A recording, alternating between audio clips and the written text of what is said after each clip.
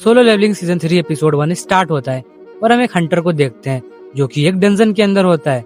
तभी उसके सामने एक मॉन्स्टर आ जाता है। वो और कोई नहीं, हमारा फर्स्ट मिनाज होता है, जिसे हमने सीजन 2 के लास्ट एपिसोड में देखा था।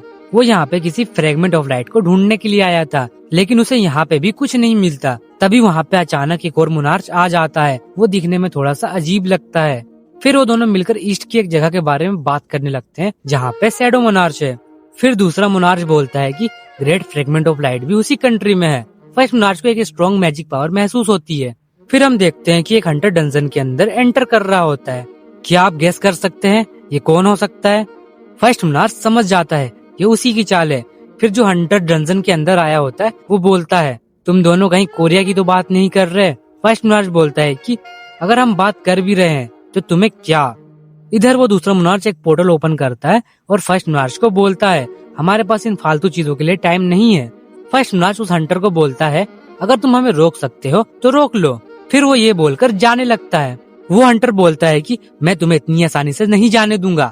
फिर वो फर्स्ट मोनार्च के ऊपर अटैक कर देता है, लेकिन फर्स्ट मोनार्च एक आइस की दीवार बना के उस अटैक से बच जाता है। फिर हमें दिखाई देता है ये हंटर कोई और नहीं, हमारे जिन्हू के फादर हैं। इसके बाद सीन चेंज हो जाता है। फिर हमें एक रेड गेट को दिखाया जाता है जिसके अंदर जिन्हू गया था और उसकी मुलाकात उस डंजन के बॉस से होती है। बॉस काफी गुस्से में होता है और बोलता है, तुमने अभी तक बहुत अच्छी फाइट की इसलिए तुम जिंदा बच गए, लेकिन अब तुम चारों तरफ से घिर चुके हो। इस जंगल के अंदर मेरी पूरी आर्मी छुपकर बैठी हुई है। फिर वो मॉन्स्टर अपनी आर्मी को आवाज लगाता है, लेकिन बहुत देर तक वहाँ पे कोई नहीं आता है। जिन्हू के फेस पे एक छोटी सी स्माइल होती है। फिर वो अपनी शैडो आर्मी को समन करता है। फिर हम देखते हैं कि जिन्हू के शैडो सोल्जर्स ने उस बॉस के सारे मॉन्स्टर को मार दिया होता है और वो उनकी बॉडी लेकर बाहर आ जाते हैं। ये देखकर बॉस और भी ज्यादा गुस्सा हो जाता है और अपने बचे हुए मॉन्स्टर को अटैक करने के लिए भेज देता है। इधर जिन्हू भी अपने शैडो सोल्जर्स को फाइट करने के लिए भेज देता है। जिन्हू के शैडो सोल्जर्स उस बॉस की आर्मी को बहुत आसानी से हरा देती है। अब सिर्फ वहाँ पे बॉस बचता है। बॉस जिन्हू पे अटैक करने के लिए आगे बढ़ता है। तभी टस्क अपना ग्रेविटी मैजिक यूज करके उस मॉन्स्टर को जमीन पर पटक देता है। जिन्हू उसके पास चलकर जाता है और बोलता है, अगर तुम मेरे सवालों का सही सही जवाब दो तो शायद मैं तुम्हें कम दर्द दूं। बॉस उसे कुछ बताने वाला था, तभी उसकी मौत हो जाती है। जिन्हू समझ जाता है ये सब सिस्टम की वजह से हुआ है। तभी उसे याद आता है डीमन कैसल क्लियर करने पर उसे एक की मिली थी जो कि 100 लेवल होने के बाद ही यूज की जा सकती थी। क्योंकि जेजू आइलैंड की रेड में उसका लेवल 100 हो चुका था, तो वो उस की को इन्वेंट्री से बाहर निकालता है और उसके सामने उस की सारी डिटेल्स आ जाती हैं। जिन्हू को पता चलता है कि ये की उसी डबल डेंजन वाले टेम्पल की है जहाँ पे उसे उसकी पावर्स मिली थी। ये बहुत बड़ी बात होती है जिन्हू के लिए, जिस सिस्टम के बारे में वो कुछ नहीं जानता था। फाइनली अब वो सिस्टम के बारे में सब कुछ जान पाएगा, क्योंकि जिन्हू ने जब भी सिस्टम के बारे में जानने की कोशिश की, सिस्टम ने कुछ न कुछ ग्लिच करके उसे रोक दिया। जिन्हू बहुत खुश होता है और सोचता है, चलो फाइनली अब मैं इस सिस्टम के बारे में सब कुछ जान पाऊंगा। लेकिन वो तभी देखता है कि उस की के ऊपर 417 घंटे का टाइमर लगा था। इसका मतलब वो उसे अभी भी यूज नहीं कर सकता था। जिन्हू सोचता है, इतना वेट किया ही है तो थोड़ा और सही। फिर सीन चेंज होता है और हमें जिन्हू दिखाया जाता है जो कि बहुत ज्यादा गुस्से में होता है, क्योंकि जिन्हू के जो ऑनलाइन हेटर्स है वो उसके बारे में बहुत बुरी बुरी बातें फैला रहे होते हैं। जिन्हू उन सबको रिप्लाई कर रहा होता है। तभी वहाँ पे जिन्हू भी आ जाता है। वो एक बैग भरकर एसेस स्टोन्स लाया था। जिन्हू वो बैग जिन्हू को देता है और बोलता है, तुमने बोला था ना हमें अपने नए गिल्ड के लिए बहुत सारे पैसों की जरूरत होगी, तो इन स्टोन्स को बेचकर कुछ न कुछ पैसों का इंतजाम हो जाएगा। जिन्हू बोलता है, ये तो बहुत सारे एसेस स्टोन्स हैं, क्या तुमने कोई हाई रैंक गेट क्लियर किया है? अब तो हमें एम्प्लॉयज को सैलरी देने के बारे में भी सोचना नहीं पड़ेगा। तभी जिन्हू को याद आता है, अरे हाँ, गिल्ड को चलाने के लिए बहुत सारी एम्प्लॉयज की जरूरत होगी। जिन्हू बोलता है कि तुम उसकी टेंशन मत लो, क्या तुमने कोई नाम सोचा है हमारे गिल्ड के लिए? जिन्हू बोलता है, हाँ मैंने एक नाम सोचा है, सोलो प्ले गिल्ड कैसा रहेगा? ये नाम सुनकर जिन्हू शॉक हो जाता है और सोचता है, कोई अपने गिल्ड का इतना खराब नाम कैसे रख सकता है? तभी डोर की बेल बजती है। जिन्हू गेट खोलने के लिए जाता है और वो जैसे ही गेट खोलता है उसे दिखाई देता है कि गेट के बाहर हंटर चाहिन खड़ी है। फिर वो अंदर आती है और उन दोनों को बोलती है, मैं यहाँ पे तुम्हारा गिल्ड ज्वाइन करने के लिए आई हूँ। ये सुन के जिन्हू और जिन्हू शॉक हो जाते हैं। जिन्हू सोच रहा होता है कि शायद इसे यहाँ पे चेयरमैन ने भेजा होगा। जिन्हू चाहिन को बोलता है, मैं तुमसे फिर पूछ रहा हूँ, तुम यहाँ पर क्यों आई हो? चाहिन बोलती है कि मैं यहाँ पे तुम्हारा गिल्ड ज्वाइन करने के लिए आई हूँ। जिनू उसे बोलता है तुम्हें हमारा सोलो प्ले गिल्ड क्यों ज्वाइन करना है? ये नाम सुन के चाहिन भी शॉक हो जाती है और वो बोलती है क्या तुम सच में अपने गिल्ड का ये नाम रखने वाले हो? जिनू बोलता है हाँ, मैंने और जिन्होंने ये नाम मिलकर डिसाइड किया है। जिन्हो बोलता है मैंने कब डिसाइड किया? फिर जिन्हो बोलता है कि ये नाम सुन के तुमने कुछ बोला ही नहीं, तो मुझे लगा ये नाम तुम्हें भी पसंद है। फिर जिन्हो को एहसास होता है कि चाहिन की हार्ट बीट धीरे धीरे बढ़ रही होती है। उसे लग रहा होता है कि चाहिन उससे कुछ छुपा रही है। जिन्हो उसे बोलता है कि तुम अभी भी अपने पुराने गिल्ड के कॉन्ट्रैक्ट में हो,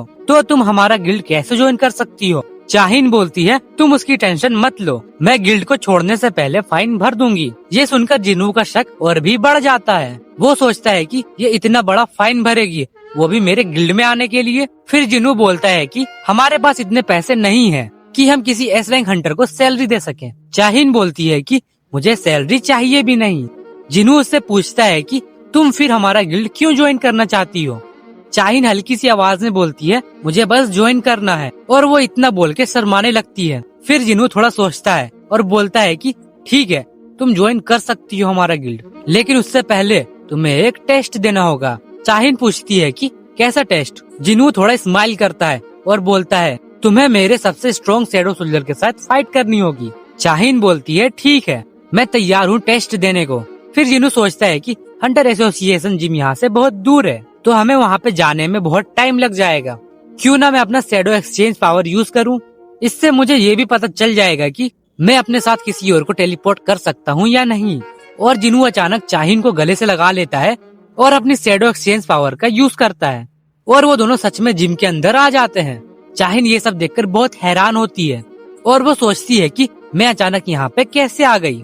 फिर जिन्हू बोलता है कि चलो फाइट स्टार्ट करते हैं।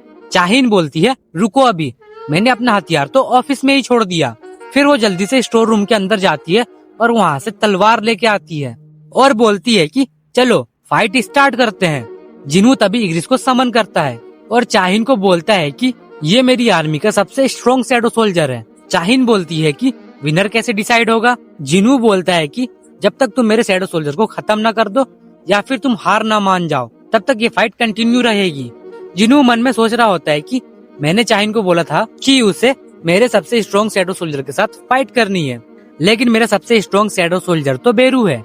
उसे अभी चाहिन के सामने लाना सही नहीं होगा, क्योंकि जेजू आइलैंड की रेड में जो उसके साथ हुआ वो बेरू को फिर से देखेगी तो उसके जख्म हरे हो जाएंगे। फिर वहाँ पे फाइट स्टार्ट होती है और हम देखते हैं कि इग्रिस और चाहिन की तलवार आपस में टकराती है और वहाँ पे एक जोरदार धमाका होता है। तभी हम देखते हैं कि चेयरमैन भी उस बिल्डिंग के अंदर मौजूद होते हैं और उन्हें भी उस धमाके की आवाज सुनाई देती है। वो सोचते हैं कि आज तो किसी हंटर ने जिम को बुक नहीं किया था, तो ये आवाज कैसे आ रही है। फिर वो सीसीटीवी कैमरा चेक करते हैं और उन्हें नजर आता है कि जिन्हू और चाहिन जिम के अंदर होते हैं। वो सोचते हैं कि ये दोनों अंदर कैसे आ गए।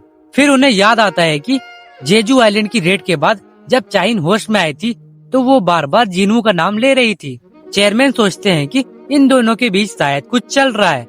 फिर वो जिम का सीसीटीवी कैमरा ऑफ करवा देते हैं ताकि उनका प्राइवेट मूवमेंट रिकॉर्ड ना हो। तभी बिल्डिंग फिर से हिलने लगती है। चेयरमैन सोचते हैं कितना जोश है इन बच्चों के अंदर। तभी हम देखते हैं कि चाहिन ने इग्रिस को बहुत आसानी से हरा दिया था। ये सब देखकर तो जिन्हू भी सोच में पड़ जाता है। फिर चाहिन बोलती है तुमने तो बोला था कि तुम अपने सबसे पावरफुल शैडो सोल्जर को फाइट करने के लिए भेजोगे, तो उसे फाइट करने के लिए भेजो। चाहिन यहाँ पे हमारे बेरू की बात कर रही होती है। उसे पता होता है कि जिन्हू ने इसकी शैडो एक्सट्रैक्ट की है। जिन्हू उसे बोलता है कि तुम अभी पूरी तरह से ठीक नहीं हुई हो, लेकिन चाहिन उसे बोलती है कि मैं ठीक हूँ, तुम बस उसे समन करो।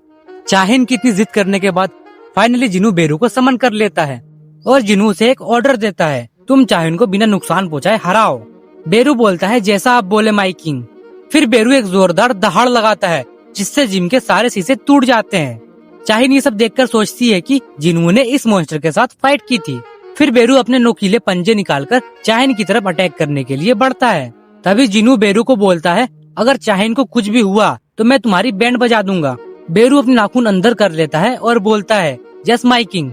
चाहिन बेरू के ऊपर अटैक करने वाली होती है, लेकिन बेरू अचानक उसके पीछे आ जाता है।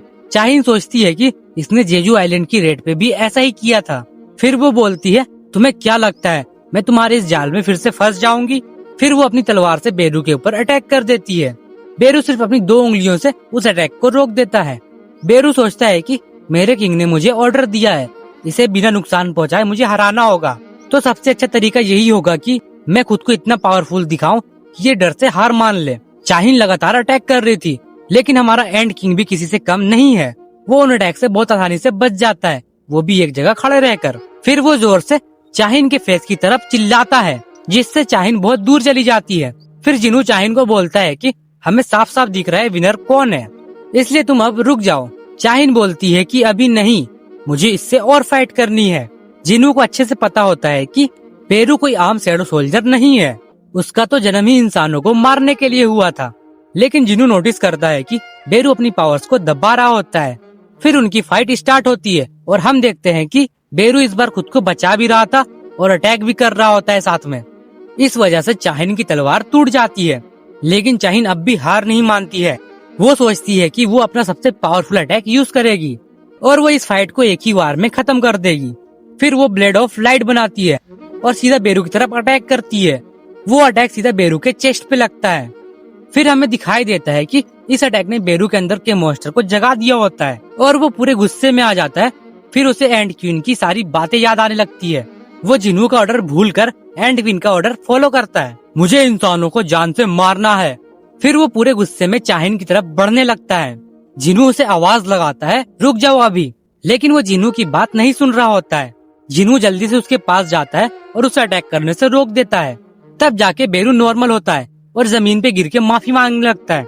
जिनू चाहिन से पूछता है कि तुम ठीक तो हो ना, तुम्हें क्या जरूरत थी अपनी जान को दाव पे लगाने के लिए। लेकिन चाहिन चुप रहती है और वो कुछ नहीं बोलती है। जिनू उससे बोलता है कि तुम्हें मेरे गिल्ड में क्यों ज्वाइन करना है, आखिर तुम चाहती क्या हो, कहीं ऐसा तो नहीं कि तुम्हें मुझ में इंटरेस्ट है। फिर जिनू सोचता है ऐसा तो हो ही नहीं सकता, शायद कोई और बात रही होगी। वो वहाँ से तभी जाने लगता है, लेकिन चाहिन बोलती है कि हाँ मुझे तुम में ही इंटरेस्ट है।